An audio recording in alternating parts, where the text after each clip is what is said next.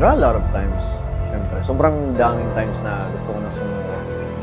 Nominated the Billboard Music Awards as Top Social Artist. Hindi naman to kasi madaling path. I feel like hindi ako para sa ganito. Making history, breaking barriers, and promoting Filipino music and culture to the global scene. Isipin mo rin yung reason, bakit ka nag-start, bakit mo sinimulan yung dream na yun. Salubungin natin na! Di na magpapaawat ng SB19!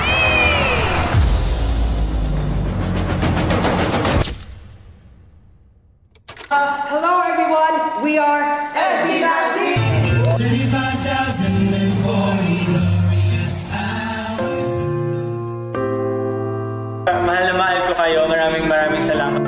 Maraming pinag-aaral. Siyempre, normal. Para tayong family na rin. Thank you so much.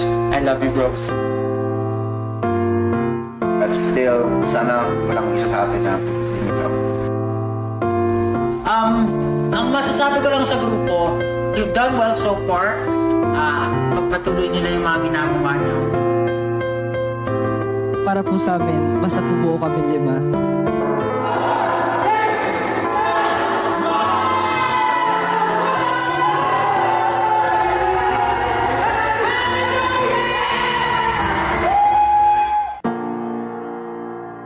I'll die as an SB19 member. Ganun. Kahit tatanda ko, mahal ko yung group ko.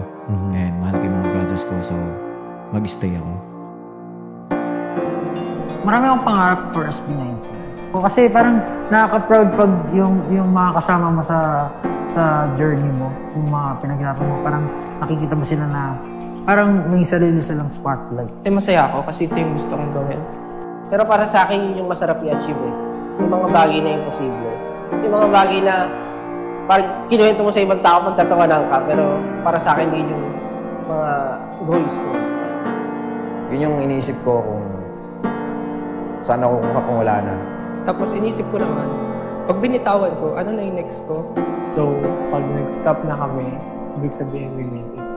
Kahit man di mo pa gawin ay magkasama sa kailan ang lahat. At 29 and I find myself wondering what did happen to the last 10. I ran away with my life, fast forward, never turn back again.